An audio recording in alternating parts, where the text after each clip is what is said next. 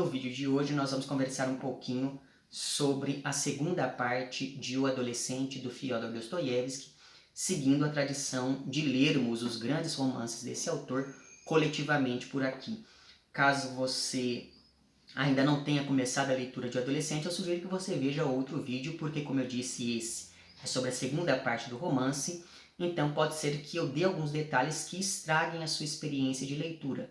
Em todo caso, se você tem interesse em ler futuramente este livro, eu vou deixar lá embaixo o link para uma playlist, onde já constam um vídeo em que eu ofereço um cronograma de leitura possível ao livro e um vídeo no qual comento a primeira parte do romance. Vou deixar lá embaixo também links para playlists sobre vários outros livros deste autor que nós lemos conjuntamente. Por aqui eu gosto desse tipo de leitura porque ela nos permite esmiuçar de maneira um pouco mais interessante cada livro em particular, e isso, de certa maneira, contribui muito para que a gente pense um pouco sobre a obra deste autor. Então fica aqui o aviso, assista outro vídeo caso você não esteja ainda na segunda parte do romance O Adolescente. E como eu disse no vídeo anterior sobre a primeira parte, Dostoiévski escreve esse romance em um período marcado sobretudo pela transição da sociedade russa, de uma economia mais agrária, digamos assim, para o capitalismo, graças principalmente às reformas promovidas pelo Alexandre II a partir de 1861. Não por acaso, neste romance aqui, nós temos personagens como o Serioja e os amigos dele, que representam uma aristocracia falida e decadente que, apesar de sua nobreza, frequenta cassinos junto com trambiqueiros de todo tipo. E aí fez muito mais sentido, a partir da leitura dessa segunda parte, algo que o narrador disse na primeira parte do romance, na página 96 dessa minha edição. Existe um momento em que o narrador diz que o dinheiro nivela todas as desigualdades. Ao perceber o destino do Serioja e dos seus conhecidos, todos eles nobres, porém falidos, a gente percebe muito bem a verdade desta frase dentro da organização da estrutura do romance, ainda que eu não concorde com ela inteiramente. Mas enfim, então, neste caso, o dinheiro ou a falta dele, de fato, nivela esses personagens pensando nas desigualdades sociais de um país que estava passando por esse processo de transição, que, como todas as transições, acaba implicando em uma dissolução, digamos assim, das estruturas sociais anteriores. Por outro lado, contrastando com esse grupo de amigos do Serioja, está o grupo dos estudantes populistas amigos do Kraft, que é aquele rapaz que se matou na primeira parte por não conseguir conciliar o seu nacionalismo, a percepção de que, segundo ele, a Rússia era um país de segunda ordem ou de segunda categoria. E o curioso é que, ao passo que o grupo da nobreza, dessa nobreza decadente do Serioja, está muito mais preocupado em, enfim, curtir a vida e coisas do tipo, este segundo grupo, que é o grupo ali dos jovens populistas revolucionários, esse segundo grupo acalenta todo um ideal ligado a uma preocupação com o futuro do país, com, enfim, os desdobramentos sociais daquele momento que eles estavam vivendo. E eu achei isso muito curioso, porque, no fim das contas, graças a esse contraste entre esses dois grupos, a representação desses populistas revolucionários, ou, enfim, populistas teóricos, que o seja, aparece aqui de um jeito tão positivo que acaba destoando das demais representações desse tipo de personagem em outros romances de Dostoiévski. Pense aí, por exemplo, para dizer apenas um exemplo, nos nihilistas que aparecem lá no romance O Idiota, que são retratados como figuras pueris, que beiram assim a inocência mesmo em suas proposições, e isso não aparece aqui, muito pelo contrário. Esse grupo de jovens ali intelectuais aparece muito à frente quando a gente compara com esse outro grupo ali dos jovens mais, enfim, mais preocupados com curtir a vida da nobreza.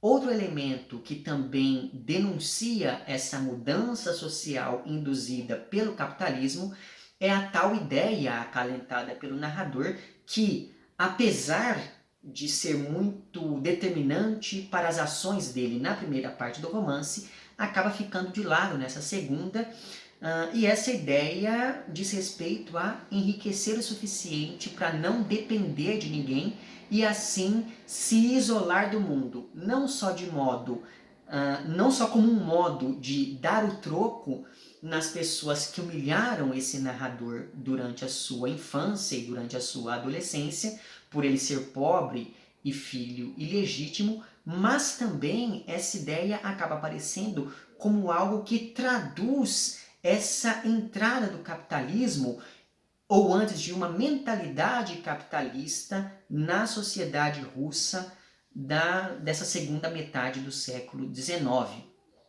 Mas logo no início dessa segunda parte, a gente percebe que aquela postura fria e calculista do narrador como um grande negociante de leilões, por exemplo, que ele havia adotado na primeira parte, essa postura cai por terra conforme o Arcade abraça de vez aquela vida do flaner, bem aceito na sociedade, e graças a isso ele acaba se acostumando com luxos como um alfaiate francês, um bom jantar e até mesmo um cocheiro.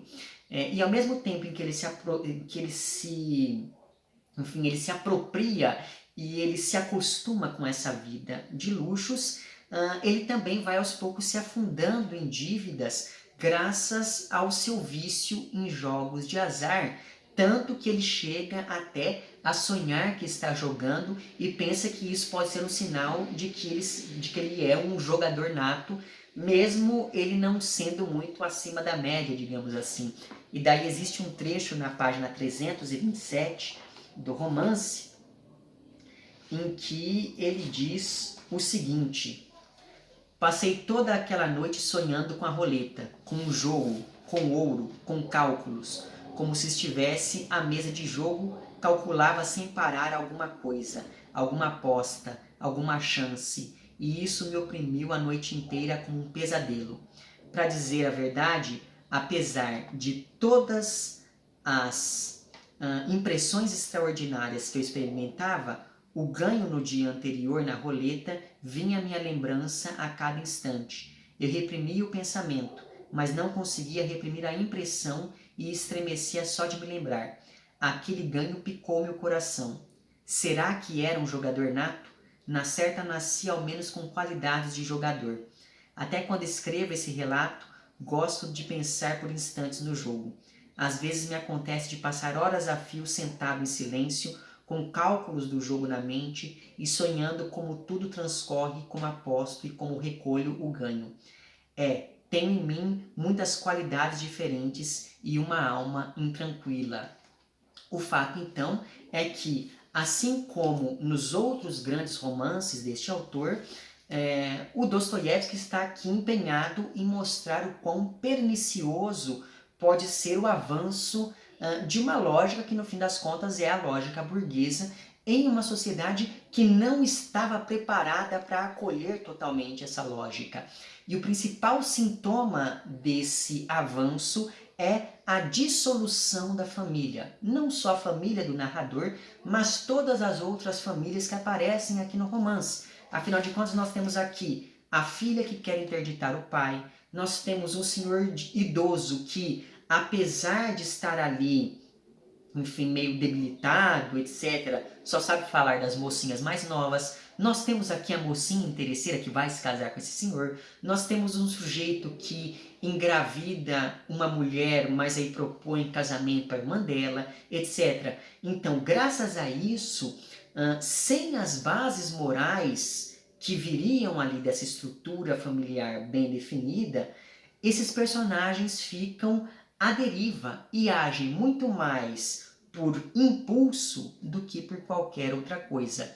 Além disso, como eu também disse no vídeo sobre a primeira parte do romance, esse é o único romance de formação do Dostoiévski. E enquanto na primeira parte nós acompanhamos os anos iniciais dessa formação, na segunda nós percebemos todos os desvios e todas as desventuras deste narrador ao, por exemplo, ser expulso de um cassino acusado de ter roubado 400 rublos da banca. Resta então saber como essa formação vai terminar na terceira parte do livro. E ainda pensando neste como um romance de formação, eu também disse, citando lá o livro do Marcos Mazzari, que o protagonista desse tipo de livro entra em contato com uma sociedade na qual a moral estava passando por um processo de dissolução. E isso acontece, segundo a lógica interna dessa narrativa, porque o dinheiro é o único valor que orienta as personagens, já que a moral não é mais um valor reconhecido por todos. E o problema é que, como eu também disse no vídeo anterior, dentro da obra do Dostoiévski, o dinheiro ele tem uma função muito importante e, neste caso aqui, o dinheiro acaba corrompendo o sujeito. Então, a única coisa que poderia orientar moralmente os personagens acaba corrompendo todas essas pessoas e essa corrupção acaba, enfim, se alargando graças a essas famílias desestruturadas, graças a essa penetração de uma mentalidade capitalista, graças, enfim, ao abandono de quaisquer parâmetros morais para além daqueles ditados por essa lógica burguesa que passa a reger a sociedade russa durante esse período de transição pós-1861. E uma coisa curiosa é que, lendo o trecho em que, logo no finalzinho da segunda parte, em que o narrador sonha com a visita da mãe à escola, e na verdade esse sonho tem muito de recordação, porque essa visita de fato aconteceu e foi mencionada pelo narrador antes, em conversa com a mãe, mas enfim, lendo esse trecho, eu me lembrei bastante de O Ateneu, do Raul Pompeia, livro sobre o qual, inclusive, já há vídeo por aqui, eu vou deixar o link para esse vídeo lá embaixo. E eu acabei fazendo essa associação pensando, sobretudo, nesse menino que vai para a escola e ele é maltratado pelos amigos e por isso ele nutre um sentimento de vingança muito forte. E eu fiz essa associação principalmente porque antes desse sonho o narrador estava tentando invadir um depósito de lenha para botar fogo em tudo depois de ter sido escorraçado como ladrão do cassino. E quem aí leu o Ateneu sabe como essa questão do incêndio acaba sendo determinante para os últimos momentos daquela narrativa, e daí eu não vou poder entrar em maiores detalhes em relação a isso. Mas enfim, outras coisas interessantes aqui sobre essa segunda parte, é claro que eu estou aqui olhando nas minhas anotações, porque eu não iria me lembrar de tudo isso, mas enfim, gostei muito aqui do modo como o narrador cria suspense, porque, por exemplo, em vários momentos ele diz que depois vai voltar a um determinado assunto, ou depois vai explicar melhor uma determinada cena. Então, essa segunda parte, ela é bastante reticente, digamos assim, ela é cheia de elipses, então tem várias informações faltando, e daí, conforme o texto avança, o narrador vai preenchendo aquelas lacunas que ele deixou antes. E mesmo o fato de haver um hiato de 2 meses entre o fim da primeira parte e o começo da segunda parte já reforça todo esse suspense criado pelo narrador, porque ele vai aos poucos revelando algumas coisas que aconteceram nesse meio tempo. Eu achei essa escolha narrativa muito interessante. Outra coisa que também me agradou bastante na segunda parte foi a inserção de anedotas populares que aparecem logo no início da segunda parte do romance. E essas anedotas, evidentemente, têm um apelo aos populistas que, como eu disse no vídeo anterior, eram o público leitor da revista em que primeiro se publicou aqui o Adolescente, em 1875.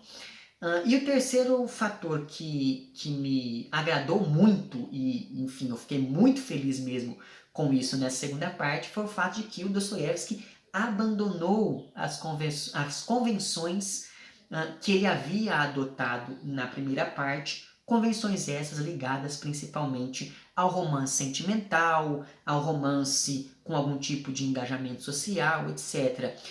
E esse abandono me pareceu muito adequado ao romance de formação, principalmente porque isso faz com que essa formação seja não só temática, ou seja, nós estamos acompanhando o desenvolvimento do personagem, mas essa formação passa a ser também estrutural, porque ele vai aos poucos aprendendo a narrar melhor e assim vai se afastando desses exemplos de uma literatura mais sentimental que estava tão em voga no século XIX, principalmente quando a gente pensa na Rússia a partir de 1840.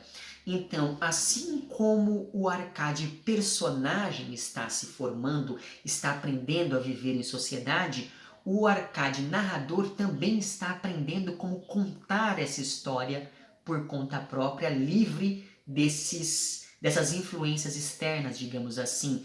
E isso reflete muito bem a condição de toda uma sociedade que estava também nesse processo de mudança, de transição e de adaptação a uma lógica capitalista, como era o caso da sociedade russa da década de 70 do século XIX.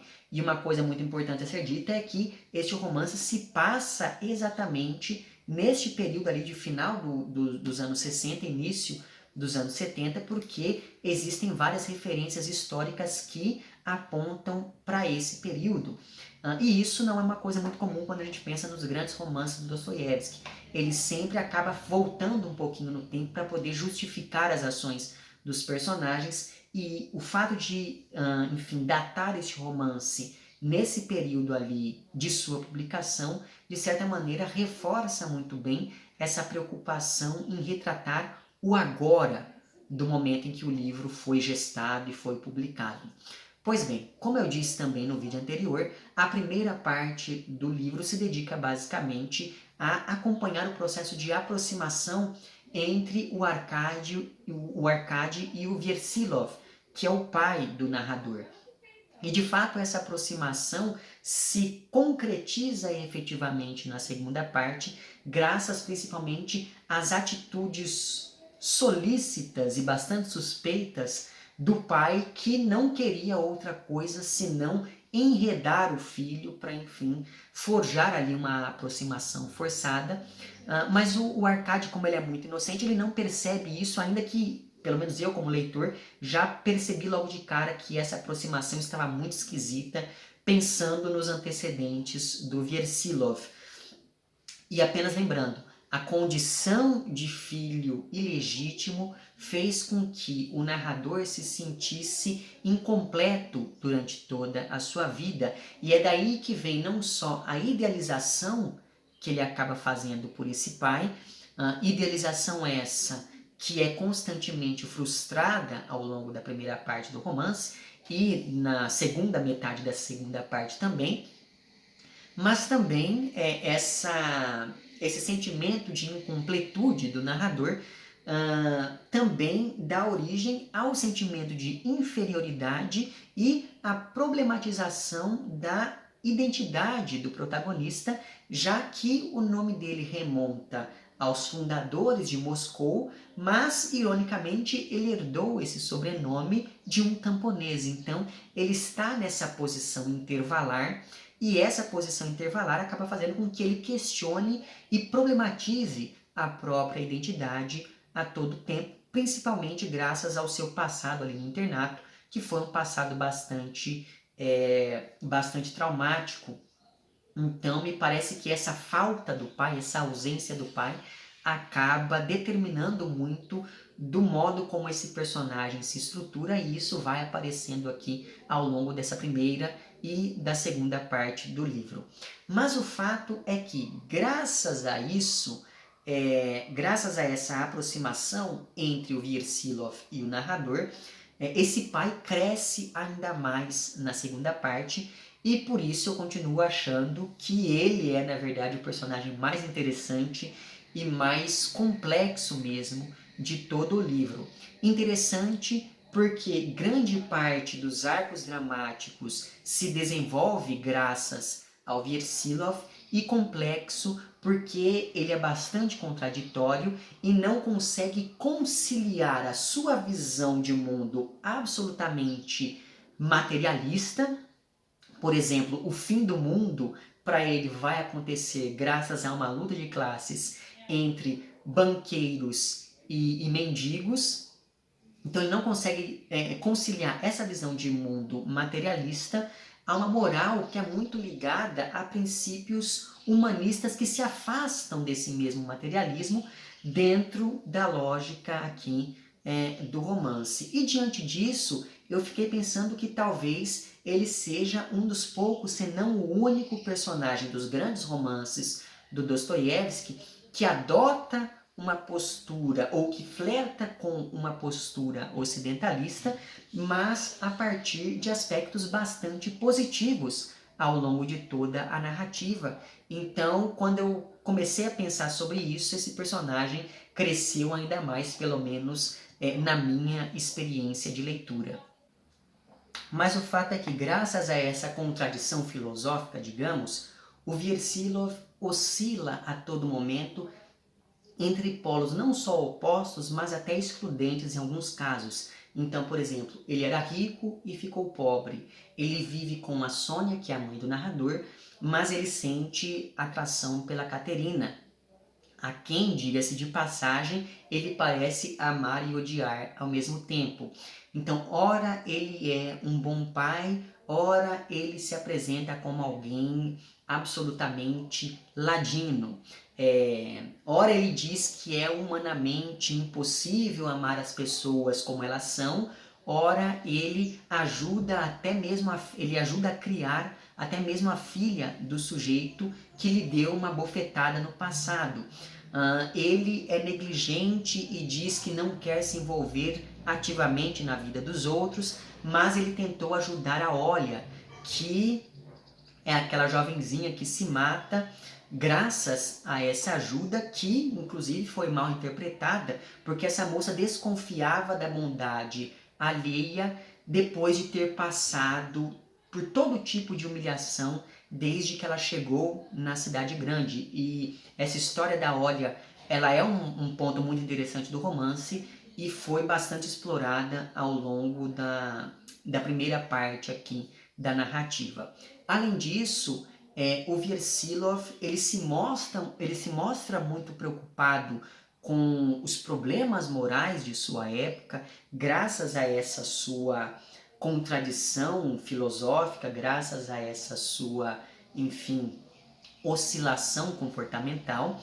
Então, ele se diz muito preocupado com esses problemas morais da época, mas ele, ao mesmo tempo, sempre apresenta certa fleuma, porque ele se acha impotente para resolver esses problemas, esses dilemas, e por isso ele prefere manter a consciência tranquila por não se envolver com absolutamente nada. Então, ao mesmo tempo em que ele acha que resolver problemas materiais é insuficiente, ele também acredita que resolver problemas morais é praticamente impossível. E existem vários trechos do romance em que ele expõe todas essas suas ideias de um jeito muito interessante. Então, por exemplo, na página 224, esse personagem ele vai ali, digamos assim, se definir, e conforme ele vai se definindo, o Versilov, ao mesmo tempo, parece se apresentar como um protótipo dos Karamazov, mas também ele recupera muito daquilo que o Raskolnikov representou lá em Crime e Castigo, que é um romance de 1866. E daí na página 224, enquanto se define, ele diz o seguinte: se ao menos eu fosse uma nulidade fraca de caráter e minha consciência sofresse por isso. Mas acontece que não, e sei que sou infinitamente forte. E sabes por quê? É justo por aquele poder imediato de adaptação ao que quer que seja, tão próprio de todos os russos inteligentes de nossa geração. Ninguém me destrói com nada, me extermina com nada, nem me surpreende com nada. Sou vivaz como um cão de guarda. Sou capaz de experimentar da maneira mais cômoda dois sentimentos opostos ao mesmo tempo. e, é claro, independente da minha vontade. Mas ainda assim, sei que isso é desonesto, sobretudo porque é por demais sensato. Já vivi quase 50 anos e até hoje não sei se isso foi bom ou ruim. É claro que gosto de viver, e isso decorre imediatamente dos afazeres. Contudo, uma pessoa como eu gostar de viver é uma torpeza. Nos últimos tempos começou a acontecer algo novo, ao que os Kraft não se adaptam e acabam se matando como um tiro. No entanto, é claro que os Kraft são tolos. Bem, mas nós somos inteligentes. Logo, tampouco neste caso se pode traçar paralelos e, apesar de tudo, a questão continua em aberto. E daí nessa parte em que ele fala que os Kraft não aguentam as mudanças e se matam, mas os russos são inteligentes, eu me lembrei daquele trecho do julgamento de Os Irmãos Karamazov, em que um promotor diz: eles lá têm os seus Hamlets e nós aqui temos nossos Karamazov, né? Mas enfim. Será que a Terra só existe para tipos como nós? O mais certo é que sim, mas essa ideia é demasiado desalentadora. E daí ele continua essa reflexão. Então veja, aqui nós temos um pouco dessa reflexão que aponta lá para para os irmãos Karamazov, mas ao mesmo tempo ele recupera aqui toda aquela postura superior, digamos assim, do Raskolnikov. E daí, falando em Raskolnikov, a visão do Versilov sobre a organização social, e essa reflexão aparece aqui nas páginas 233 e 234 dessa minha edição, essa reflexão dele sobre a organização da sociedade me fez lembrar muito das reflexões do Raskolnikov lá em Crime e Castigo.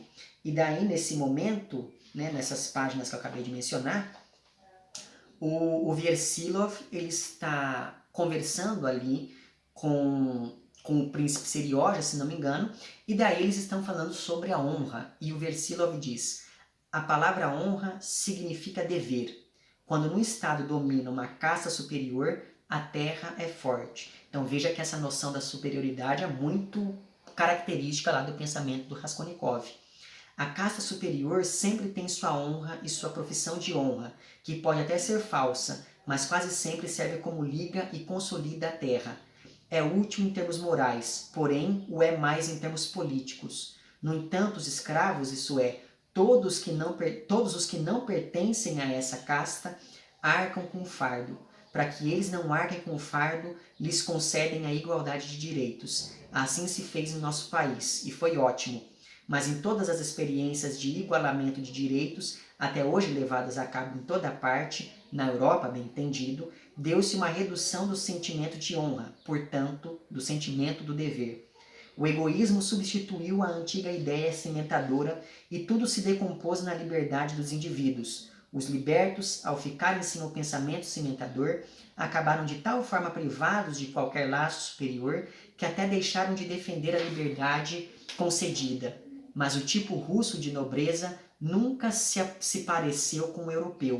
Ainda hoje, tendo perdido direitos, nossa nobreza poderia continuar sendo uma casta superior enquanto preservadora da honra, da luz, da ciência e de uma ideia superior, e o mais importante, sem mais se fechar numa casta isolada, o que seria a morte das ideias. Então veja, um pequeno parêntese aqui. Então veja que lá no Raskolnikov, né, no Crime e Castigo, essa noção de superioridade, ela vinha também dessa ideia gestada pelo protagonista. Então, essa noção da ideia é muito importante para entender esses grandes romances do Dostoiévski, porque os seus personagens principais geralmente são movidos por uma ideia fixa e eles fazem de tudo para provar que essa ideia está correta, nem que seja botar fogo em um vilarejo lá em Os Demônios, nem que seja matar uma senhora machadadas em Crime e Castigo, nem que seja, enfim, se rebelar contra essa realidade criada pela divindade lá em Os Irmãos Karamazov, quando a gente pensa no caso do Ivan, e eu ia citar outro exemplo, mas eu não posso fazer isso, porque senão eu vou acabar dando spoiler daquele romance. Mas enfim, só que ao mesmo tempo, o narrador, o Versilov aqui, ele diz que essa ideia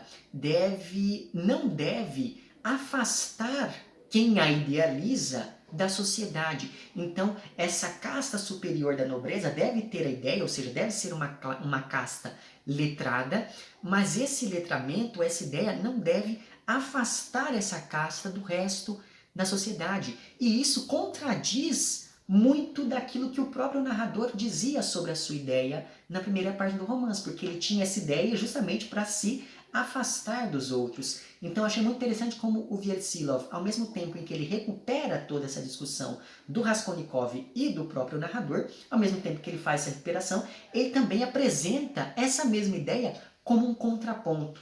Então, como eu disse, esse personagem aqui eu achei ele genial. Mas enfim, continuando.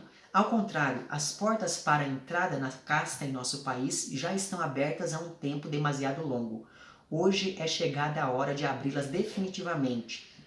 Então veja, essa casta superior, ela não é só ligada à nobreza dos títulos ou do dinheiro, é uma nobreza intelectual, digamos assim, e é por isso que está aberta. Lembre aí novamente do contraste entre o grupo dos jovens revolucionários aqui, que são politicamente engajados, e o grupo dos nobres falidos que só querem saber de gastar o pouco que tem no cassino para tentar recuperar alguma coisa. Então, essa divisão em castas da sociedade aqui é uma divisão que se baseia em uma superioridade, mas é uma superioridade, antes de tudo, intelectual e não financeira, familiar, etc. Oxalá cada feito da honra, da ciência e da coragem dê a cada um de nós o direito de juntar-se à categoria superior dos homens. Assim, a caça se transformaria por si mesma numa reunião exclusiva dos melhores no sentido literal e verdadeiro, e não no antigo sentido de caça privilegiada. Nesse aspecto novo, ou melhor, renovado, a casta poderia preservar-se.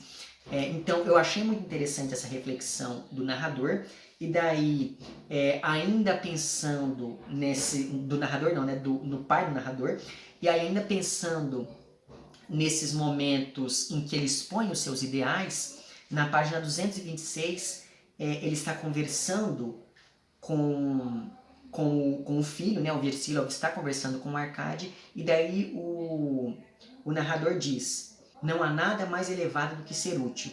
Diga-me em que eu posso ser mais útil neste dado momento. Sei que o senhor não vai resolver isso.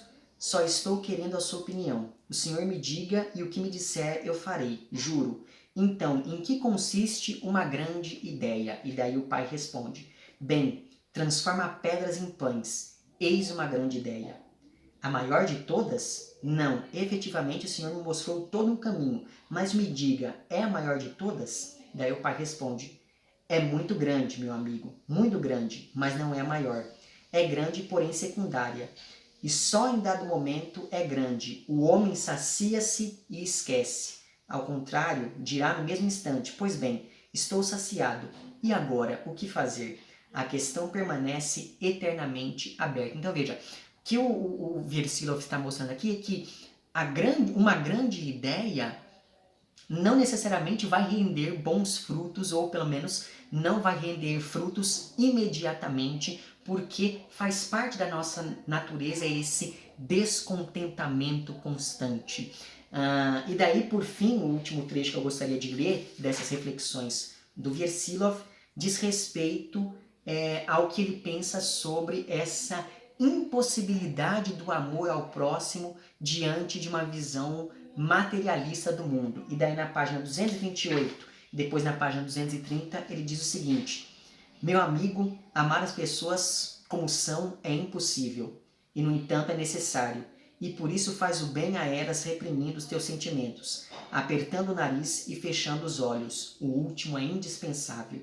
Suporta o mal da parte delas sem te zangares com elas na medida do possível, lembrando-te de que és homem. É claro que te cabe ser severo com elas, se te for dado ser ao menos um pouquinho mais inteligente do que a média. Por sua natureza, as pessoas são mesquinhas e gostam de amar por medo. Não te deixes levar por esse tipo de amor e nem deixes de desprezar. Em uma passagem do Alcorão, Alá manda seu profeta olhar para os rebeldes como ratos, fazer o bem a eles e passar ao largo. Isto é um pouco orgulhoso, mas é correto. Procura saber desprezar até quando elas são boas.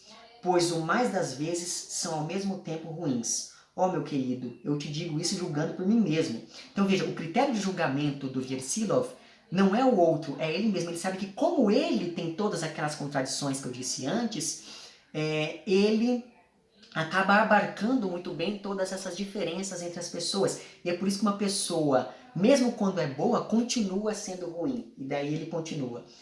Quem não é minimamente tolo não pode viver sem desprezar a si mesmo, seja honesto ou não, tanto faz. Amar o seu próximo e não desprezá-lo é impossível. A meu ver, o homem foi criado com a impossibilidade física de amar o seu próximo. Nisso existe certo erro nas palavras que vem desde o princípio, e o amor pela humanidade deve ser entendido apenas como amor por aquela humanidade que tu mesmo criaste em tua alma. Noutras palavras, criaste a ti mesmo e amas a ti mesmo. E por isso nunca acontecerá em realidade. E a isso o narrador pergunta: nunca acontecerá? Ao que o pai responde: meu amigo, concordo que isso seria meio tolo, mas a culpa não é minha. E uma vez que durante a criação do mundo não me consultaram, reservo-me o direito de ter minha opinião a esse respeito. Então veja, nós estamos falando aqui de um sujeito absolutamente culto, ainda que meio perdido, graças a essa dissolução moral da época em que vivia. Então, novamente, o Versilov, para mim, é o grande personagem aqui de O Adolescente. Eu havia percebido isso na primeira parte, e essa percepção ela se manteve na segunda, porque realmente, conforme ele vai, expondo essas suas reflexões, eu comecei a gostar cada vez mais desse sujeito. Mas postas todas essas coisas, a trama do romance começa mesmo na segunda parte, que, como eu disse, se passa 2 meses depois do fim da primeira. Né? E, inclusive, no vídeo anterior eu falei para vocês que eu não estava gostando muito da primeira parte porque os dramas dos personagens pareciam muito irrelevantes. E aqui esses dramas começam a ser desenvolvidos de maneira mais interessante, então eu acabei gostando mais da segunda parte do que da primeira. E se a gente considerar o Arkady, ou seja, o narrador, como o centro do romance, nós temos 4 tramas principais a partir da relação entre ele e os outros personagens. Então, de início, logo no início da segunda parte, nós ficamos sabendo que o narrador está praticamente morando no apartamento do Serioja, que é aquele homem com quem ele supostamente deveria duelar, porque o Serioja deu a tal bofetada no pai do narrador em algum momento do passado no estrangeiro. E uma vez na companhia de um membro da nobreza, ainda que de uma nobreza decadente, tudo muda na vida do nosso jovem mancebo aqui, que por esse contato, passa a ser aceito na alta roda da sociedade de São Petersburgo, e claro, isso causa uma mudança radical na opinião dele sobre o mundo, já que tudo passa a ser maravilhoso porque as coisas passam a lhe ser favoráveis. Inclusive eu achei muito interessante porque o narrador da segunda parte em nada se parece com aquele rapaz ressentido que narrou a primeira, tanto é assim que ele até deixou aquela sua ideia genial um pouco de lado, dizendo que ela poderia ser realizada no futuro, porque no presente ele não queria mais se isolar, muito pelo contrário, ele queria fazer parte de todos aqueles círculos, de toda aquela sociedade. E o resultado não é outro, o narrador começa a esbanjar cada vez mais dinheiro, sobretudo nos cassinos. Além disso, graças a essa amizade, a gente fica sabendo que o Serioja também está falido e endividado, porque ele próprio é viciado em jogos e perdulário. E mais, ele também está devendo uma alta quantia de dinheiro a um agiota, que é aquele padrasto do amigo do narrador chamado Vassim. E, inclusive, o narrador teve algum tipo de contato com esse sujeito e não gostou nem um pouco. Então, a gente percebe que esse agiota não tem qualquer escrúpulo. Mas, ainda assim, o Serioja, apesar dessas dívidas, o Serioja se comprometeu a dar 20 mil rublos ao Versilov, porque o Versilov agiu honestamente ao abrir mão de toda aquela herança que ele receberia depois de ganhar o processo na justiça, que era uma das grandes questões, um dos grandes nós narrativos da primeira parte do romance. E eu usei as aspas para falar dessa amizade entre o Serioja e o narrador, porque não demora muito para a gente perceber que os dois não se dão tão bem assim, principalmente depois que o narrador se exalta ali ao defender a Katerina Nikolaevna dos comentários maldosos dos amigos do Serioja. Mas essa rusga entre os dois se aprofunda mesmo quando o assunto é dinheiro, porque aparentemente o Serioja está bancando ou ajudando a bancar as extravagâncias do narrador, e os dois começam a ter alguns desentendimentos, já que agora o Serioja precisa do dinheiro porque ele também está devendo para todo mundo. E isso já me acendeu o sinal de alerta e eu fiquei pensando, mas se é assim, se ele está precisando do dinheiro e a companhia não está tão confortável, por que o Serioja simplesmente não pede para que o Arkady se mude de volta para a casa dos pais e devolva ali os 3.000 rublos equivalentes a esse tempo que eles passaram juntos? E assim, graças a isso, nós vamos à segunda das 4 tramas envolvendo o narrador e suas relações com outros personagens. Porque em vários momentos o Arkady acaba encontrando a sua irmã, que é a Lisa, que também é filha ilegítima do Versilov, diga-se de passagem. Ele em vários momentos encontra a Lisa saindo meio furtivamente da casa do Serioja.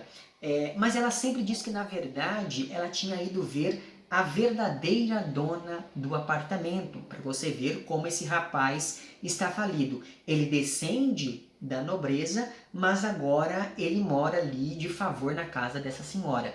E aí nós temos a grande revelação, porque o Serioja ele não expulsa e nem cobra o narrador, e na verdade continua dando dinheiro ao narrador, porque o Serioja acabou engravidando a Lisa e agora acha que bancando o Arkady vai abafar qualquer possível escândalo que mancharia a sua reputação, como se assim ele não tivesse desamparado a moça grávida ou qualquer coisa do tipo.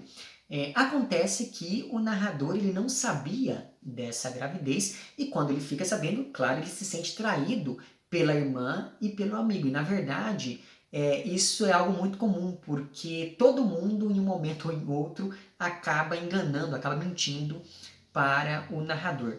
Mas a Lisa diz que o Serioja ele está disposto a se casar com ela, mesmo ela sendo filha ilegítima, mesmo ela sendo pobre, e isso nos leva à terceira trama, porque além do narrador e da Lisa, que são filhos ilegítimos, o Versilov tem também uma filha legítima, que é a Anna.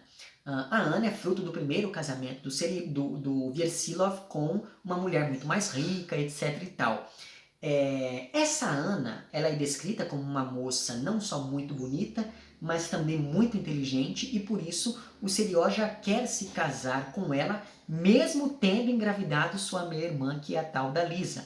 E ele, inclusive, vai à casa da Anna para propor casamento, mesmo sabendo da gravidez, mas isso não acontece porque, nesse meio tempo, a Anna, que é uma mulher bastante precavida, digamos assim, resolve fazer ali o seu pé de meia, já que o pai abriu mão da herança, e pediu o príncipe Nikolai, que é aquele velho meio esclerosado e safado, muito amigo do narrador na primeira parte do romance. A Anna pede o príncipe Nikolai em casamento, e é claro que ele aceitou, porque ele é um velho safado, como eu acabei de dizer. E o fato então é que o Serioja foi à casa da Anna, mas ele não disse a Lisa que iria pedir a moça em casamento. Na verdade, ele disse que foi até ela para demovê-la, digamos assim, de qualquer esperança de que eles se casariam, já que o Serioja assumiria o seu compromisso com a Lisa. Então nós estamos falando ali de um mentiroso contumaz. E não obstante essa mentira, o Serioja também omitiu algo que é bastante grave, porque na época em que ele morava no estrangeiro, naquele mesmo período em que ele deu a bofetada no Versilov, o Serioja acabou se envolvendo em um, meio sem querer, mas ainda assim se envolveu, em um esquema de falsificação de ações de uma ferrovia que estava sendo construída na Rússia na época. E ele falsificou algumas assinaturas e recebeu 3.000 rublos por esse serviço. O problema é que agora as investigações sobre esse esquema avançaram e ele está sendo chantageado não só por aquele agiota que é o padrasto do amigo do narrador, mas ele também está sendo chantageado por um oficial de justiça envolvido no caso e que está pedindo 10.000 rublos para assumir ali com os papéis assinados pelo Serioja. E o narrador, bastante político, sugere que esse seu amigo peça ajuda ao príncipe Nikolai, mas é claro que o Serioja não vai fazer isso, já que o Nikolai roubou a Ana dele. E por falar nesse casamento entre a Ana e o Nikolai, nós chegamos finalmente à quarta trama envolvendo o narrador e outro personagem, porque desde o primeiro encontro ficou muito claro que o narrador sente algum tipo de atração pela Katerina Nikolaevna, que é filha do príncipe Nikolai, que é aquela mesma moça que escreveu uma carta ao advogado da família sugerindo a interdição do pai e que agora está louca da vida atrás dessa carta com medo de ser deserdada caso essa carta, enfim, caia nas mãos do pai de uma maneira ou de outra. Pois muito bem, acontece que ao longo dessa segunda parte, várias pistas nos sugerem que, assim como o narrador, o pai dele, ou seja, o Versilov, também gosta da Katerina Nikolaevna. Tanto é assim que, antes de pedir o príncipe Nikolai em casamento, a Ana pergunta ao Versilov se o pai ama ou não a Katerina, porque afinal de contas iria ficar muito esquisito se ela se casasse com o Nikolai, sendo que ele é pai da Katerina, por quem o Versilov, que é pai da Ana, é apaixonado. Então isso seria uma quadrilha muito esquisita. Mas como ele nega que sente alguma coisa pela moça, a Ana vai e faz a proposta ao Nikolai. Acontece que, em uma das reuniões na casa do Serioja, o narrador ficou sabendo que a Katerina Nikolaevna vai se casar lá com um barão. E ele, inocentemente, acaba comentando isso com a Ana, que diz que não estava sabendo de nada. E na verdade, parêntese aqui, o narrador, grande parte da segunda parte do romance, ele vai de uma casa para outra levando fofocas e depois tudo se volta contra ele. Mas enfim, páginas depois, falando em coisas que se voltam contra o narrador, páginas depois, o Versilov diz que ficou sabendo do casamento da Katerina porque a Ana lhe contou no dia anterior. Ou seja, não bastasse a Lisa e o Serioja, a Ana também mentiu para o narrador, porque quando o narrador foi para a casa da Ana e contou sobre o casamento, ela disse que não estava sabendo de nada. E nesse meio tempo, o narrador se encontrou com a Katerina na casa da Tatiana, que é aquela mulher que, enfim, foi sua tutora no passado, etc e tal. O narrador então se encontra com a Katerina na casa da Tatiana e durante a conversa ele se declara para a moça de um jeito tão maluco que ela fica até assustada. E durante essa conversa também a Katerina pergunta ao narrador sobre a tal carta que ela havia na qual ela havia sugerido lá a interdição do pai. E o narrador diz para Katerina que ele viu o Kraft queimando a carta antes de se matar, mas a gente sabe que isso é mentira porque a carta está costurada no forro do paletó do narrador. E é até engraçado porque ele justifica essa sua mentira dizendo que, como ele iria queimar a carta depois daquela conversa, a mentira nem tinha sido tão grave assim. E é claro que ele não vai queimar nada, ele vai acabar se esquecendo da carta no fim das contas. Pois bem, horas depois dessa conversa supostamente a sós com a Katerina na casa da Tatiana, o narrador se encontra com o pai e ele lhe pergunta sobre sobre esse diálogo e percebe que o filho ficou muito empolgado por falar da moça. Além disso, o Versilov também diz que durante aquela conversa, a Tatiana estava em casa e provavelmente ouviu tudo que se passou entre o Arkady e a Katerina. Ou seja, o narrador foi enganado pela Lisa, pelo Serioja, pela Ana e pela Katerina. Porque a Katerina sabia que a Tatiana estava em casa e estava ali ouvindo tudo aquilo que se passava entre os dois. Só que neste caso, eu achei isso muito engraçado, o narrador não ficou ofendido, porque ele pensa, bom, eu também enganei a Katerina dizendo que o Kraft queimou a carta antes de se matar. Então, nada mais justo do que ela também me enganar em algum momento. Então, o senso de justiça dele é bem interessante. Mas, no dia seguinte, o narrador recebe ali uma visita da Tatiana meio exasperada, e depois disso ele conversa com um amigo que lhe diz que o Versilov estava procurando por um padrinho para um possível duelo, e ele conversa também com o príncipe Nikolai, que é aquele senhor pai da Katerina, só que ele é praticamente enxotado da casa, amando da Katerina e do tal barão com quem ela vai se casar. E, inclusive, esse barão chega a dar um empurrão ali do narrador e ele cai da carruagem. Enfim, é um escândalo sem fim dentro desse romance. E eis que o narrador ele vai até a casa da Tatiana, porque presumivelmente ela deve saber de alguma coisa por ter invadido o quarto dele de maneira tão escandalosa ainda naquela manhã. Mas enfim, ele vai à casa da Tatiana sabendo que ela deve saber de alguma coisa, e lá chegando, o narrador descobre que o Versilov, depois daquela conversa que teve com o filho, o Versilov escreveu um bilhete bastante indecoroso a Katerina, dizendo que ela não deveria manipular um rapaz tão inocente quanto ele com fins sórdidos. Ou seja, o narrador foi enganado pela Lisa, pelo Serioja, pela Ana, pela Katerina e pelo Versilov, que escreveu essa carta por ciúme e para que assim ele tivesse algum pretexto para matar o noivo da Katerina em um duelo, porque é óbvio que haveria um duelo depois de uma carta como aquela, porque nós estamos falando de um livro de literatura russa, então mesmo quando eles não duelam, eles pelo menos planejam duelar.